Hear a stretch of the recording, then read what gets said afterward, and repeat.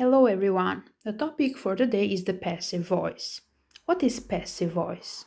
Forma io veprore folies. How do you form it? Si e formoj with the verb be plus the past participle of the main verb. Pra me foljen tim se jam plus pjesoren e shkuar të foljes së plot. But what is passive or the passive voice? Don't forget it's not a tense. The term voice refers or describes the relationship between the verb, the subject and the object of a sentence. Mos e ngatroni formën një veprore me kohët e foljes. Nuk është kohë folje, por qëllimi i saj është të përshkruajë marrëdhënien që ndodh midis foljes, kryefjalës dhe kundrinorit në një fjali të dhënë.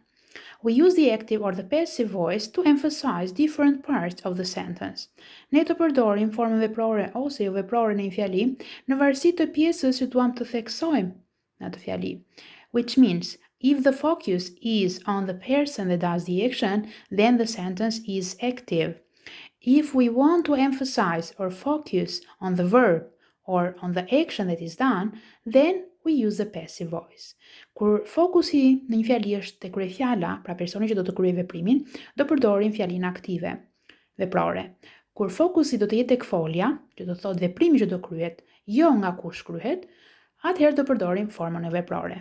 Pra deri tani mësuam që forma e veprore nuk është kohë foljeje, por përdoret për treguar fokusin në një fjali të dhënë. Pra është në kryefjalë apo në folje fokusi.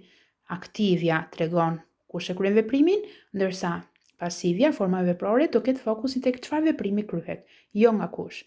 Dhe e formojmë me foljen tim se jam plus pjesoren e shkuar. Si do ta formojmë konkretisht dhe çfarë hapash duhet të ndjekim për të kaluar një fjali nga veprore në jo veprore? Let's see the given example. So, you are first taught the active voice, then the passive at school. So you are now familiar to the subject-verb order in a sentence, or SVO. Tashmë, jeni të mësuar me renditjen e gjymtyrëve kryefjalë folje kundrinor në një fjali të dhënë. Pasi forma aktive është ajo që mësohet e para, dhe më pas mësohet forma jo veprore. So, the first thing that you should know is to distinguish the subject, verb and object in a given sentence. Gjëja e parë që duhet patjetër të dini të gjithë është të dalloni gjymtyrët e një fjalie të dhënë. We use the passive with transitive verbs. Transitive verbs are the ones that can take an object. Që të kthejmë një fjali nga aktive në pasive, duhet patjetër të kemi folje kalimtare. Transitive verbs janë folje kalimtare dhe folje kalimtare janë ato që marrin një kundrinor. Nëse s'ka një kundrinor, fjalia është e pamundur të kthehet në formën jo veprore. Ndaj thamë që është e rëndësishme të dalloni gjymtyrët. Mos ekzistenca e kundrinorit në fjali nuk na lejon që ta kthejmë atë fjali në pesi. Atëherë, i dalluam gjymtyrët. Shohim tani si do kalojnë. The object of the sentence in active becomes the subject for a sentence in passive. All the pizza is now the subject in the passive voice. What happens to the verb be? Çfarë ndodh me foljen jam? Atëherë tham, folja jam do të marrë foljen e formës bazë. So don't change the tense. Vetë folja e plot nuk na ndryshon kohën. Thjesht përshtasim. Folja jam merr kohën e foljes në aktive. So the verb be takes the tense of the active verb, and the active verb, or the main verb, changes into the past participle. Folja jam do zgjedhohet në kohën në të cilën është fjalia më lartë. Dhe vetë folja e plot në atë fjali na kalon pjesoren e shkuar. Kujdes me subject-verb agreement, kujdes me zgjedhimin e foljes jam në varësi të kryefjalës, që do të thotë, e morëm vesh që duhet përdorim foljen në past simple. Atëherë, the verb be in past simple is was or were. All the pizza it was. Atëherë, zbuluam që forma e shkuar që do përdorim në të rast e foljes be do të jetë was, plus pjesoren e shkuar që ju rikujtoj gjejmë te kolona e tretë e foljeve të parrekullta në fund të librit dhe të rregulltat e dini tashmë që marrin e d. The boy, which was the subject, now becomes the agent by the boy. And the agent is the person who performs the action or the doer of the action. Agenti do të jetë personi që do na kryejë veprimin ose bërësi i veprimit, which is optional. You can put it or not, since we said the passive focus is on the action performed, not by who. E tham që agenti mund të lihet jashtë, sepse fokusi i një fjalie pasive do ishte tek folja, jo tek personi që kryen veprimin. All the pizza was eaten. That's enough. You can omit by the boy without destroying the structure and the semantic function of the sentence. Pra edhe nëse lëm by the boy jashtë, nuk e përdorim, atëherë all the pizza was eaten është okay, sepse fokusi këtu ishte tek fakti që pizza është ngrënë. Se nga kush nuk më intereson, sepse nuk është fokusi tek personi. Fjalia që diskutuam më sipër është në past simple. Marrim një shembull në present simple.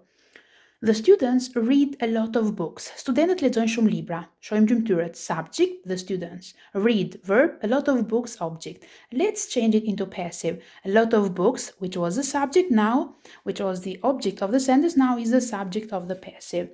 Are read, so we conjugated the verb be in present simple. Books are.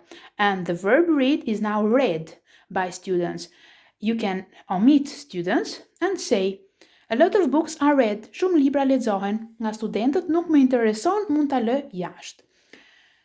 Deri këtu diskutuam fjalit kur kishim një kundrinor. Po kur kemi dy kundrinor, cila do të jetë renditja e gjymtyrëve? Sigurisht në varësi të informacionit që duam të vëmë fokusin.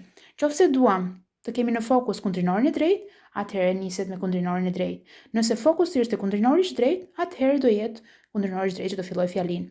Let's see the given example. The sentence in active is the teacher gave specific information to the students. The teacher is the subject.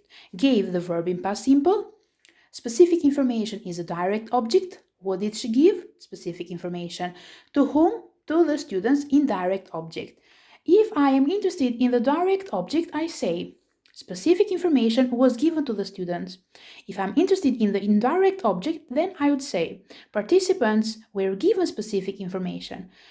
By the teacher is optional. Both of them refer to the same agent, but you can leave it out without mentioning it. In the first sentence, I want to say that specific information was given to the students. In the second one, I want to know to whom was given this specific information, and I start the sentence with participants were given specific information. Be careful with the subject-verb agreement. So, specific information was given. Participants were given. Participants is in plural. They. So, conjugate the verb were in plural form. So, up to now you learned what is passive voice. So, it is the relationship, is the term that describes the relationship between subject, verb, and object. And it is formed by be plus past participle. In order to use the passive, we should have transitive verbs, which take an object. And don't forget about the order of the parts of speech in a sentence. So the object of the active becomes the subject for the passive. The verb be takes the verb tense of the main verb in active, and the main verb changes into past participle. The subject becomes the agent. That's all for the moment. Now I'll give you the use of passive voice. So learn the structure and then let's pass on to when do you use the passive voice.